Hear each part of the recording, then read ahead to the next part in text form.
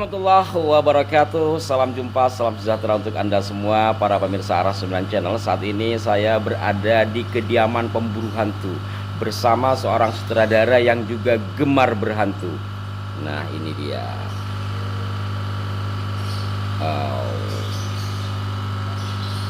Assalamualaikum.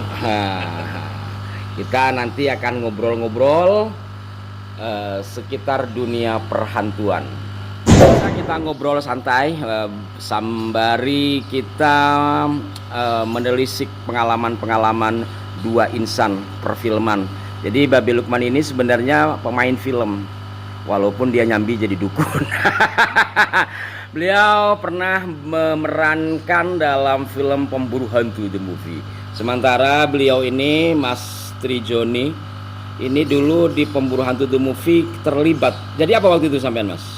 Masih Astrada ya? Astrada. Masih Astrada. Bisa sedikit diceritakan Mas Joni ketika mengastradai Pemburu Hantu The Movie, apa kesulitan di sana? Sebenarnya kesulitannya nyaris tidak ada sih. Tidak ada ya. Karena para pemainnya banyak yang sudah menguasai. Kecuali satu pemain yang kita selesaikan berdua dalam urusan artikulasi. Ya, ini bukan bocorin rahasia. Ini lebih bagaimana kita meng-create pemain biar bagus ya. Kalau Babe Lukman ini, ya ini sahabat saya yang waktu itu turut serta bukan hanya memain, tetapi juga ada kisah yang saya pas di samping beliau. Jadi waktu itu kita syuting di ini, di apa namanya ya, Studio Alam TVRI. Saya ingat betul kameramennya bilang, "Hah, lu berani ngasih lighting di situ?" Ternyata baru Pemburu Hantu The Movie berani syuting di rumah itu dan ngasih lighting di tempat itu. Dan Babe ternyata dalam memerankan tokoh pemburu hantu bener-bener sebagai pemburu hantu. Gimana Be ceritanya, Be? Ya, sebetulnya karena memang kita tidak pengalaman layar lebar, jadi kita sudah di buru hantu sudah terbiasa. Jadi hal-hal seperti itu di situ juga tentang gaib. Jadi berjalan aja dengan lancar gitu. Artinya tidak ada kendala yang sangat mengganggu untuk semuanya gitu, pakai kru atau siapapun. Jadi tidak ada halangan bagi saya ya. Banyak terjadi hal-hal yang tidak mungkin atau tidak berani, bukan tidak mungkin, bahwa situ tempat yang sangat angker dan sering terjadi. Itu juga ceritanya belakangan baru kita tahu kok jadi berani di situ gitu kan. Iya, iya. Semacam waktu itu pas mau maghrib itu saya bilang berhenti dulu gitu kan, kerja aja dulu kita gitu. Tapi kan saya nggak ada hak, saya cuman ini aja menginput aja kan gitu. Itu kan semuanya terserah dengan sutradara dan produser kan gitu. Nah, dan saya kan diikat dengan sling tuh ya Oh kan? iya. Ya ada yang terbang lah ceritanya gitu. Dan itu sangat, Allah melindungi saya, alhamdulillah melindungi Babe ya. Jadi begitu sling naik itu tidak lama langsung putus. Wow. Sampai bunyinya sampai begitu ya. Pokoknya lama itu bunyi karena kan sangat panjangnya tingginya. Nah, sering itu.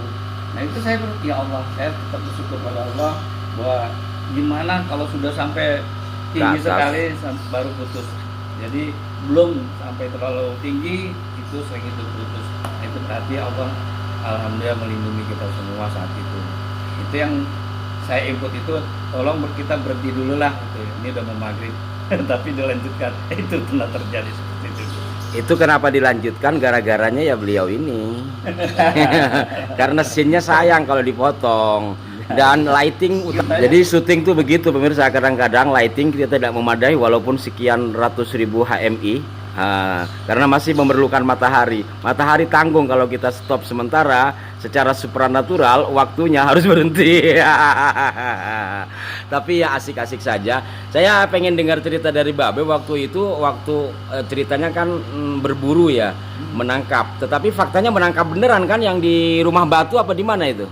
Di Rumah Batu. Di Rumah Batu sama Ustadz Somad ya. Nah, di Studio Alam juga itu kita harus benar-benar menangkap beneran, karena kalau nggak nangkap beneran dengan gerak acting kita belum belajar dengan baik kan hal seperti itu gitu, belum pengalaman. Dan baru saat itu kita terjun, Babe itu terjun di dunia perfilman layar lebar. Jadi sekaligus jadi aktor sekaligus juga membersihkan tempat yang kita syuting ya. Saya negatif saya tarik aja gitu. Akhirnya ekspresif bener mainnya. Mas Joni, kita pernah pakai di studio alam itu yang pakai kren tinggi banget itu berapa orang ya, 5 terbang katanya baru pertama itu. Gimana sampai kesulitannya menyutradarai dengan adegan terbang menggunakan kren dengan berapa seling, 5 seling kalau nggak salah itu. Kesulitan tidak, cuma kan mesti hitungan waktunya mesti tepat sih. Oh. Paling nggak selingnya biar nggak tabrakan. Sama safety. Ini karena di rumahnya pemburu hantu, saya ngobrol pemburu hantu. Sekarang khusus sama Mas Joni ini yang pernah menyutradarai film Ratu Kidul, terus Kian Santang seperti yang saya ulas kemarin. Inspirasi dalam menyutradarai kayak tokoh-tokoh legendaris itu seperti apa Mas Joni? Mendapatkan inspirasinya atau Iya, kan itu kan kisah legenda atau Ya. mungkin dianggap mitos ya. Tapi kan harus dituangkan seolah-olah nyata itu. Itu gimana sampean? Kerja keras untuk memvisualkannya itu. yang jelas observasi ada. Oh. Mungkin dari baca buku, menanyakan sama orang-orang tua. Nah, yang tidak kalah pentingnya tetap minta sama Allah sih. Wah, Dan mendapatkan subhanallah. intuisi. Luar biasa. Ini sutradara yang santri begitu tuh. Seuplik dulu para pemirsa.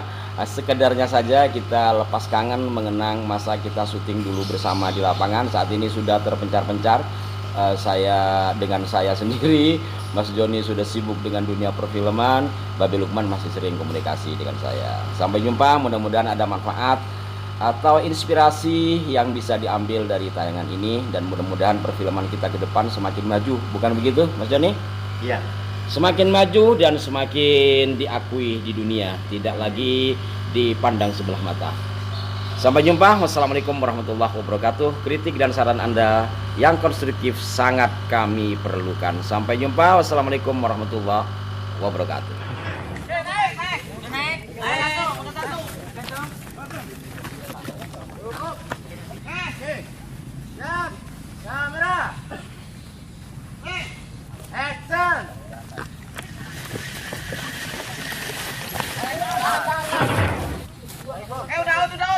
Udah, ya, oke.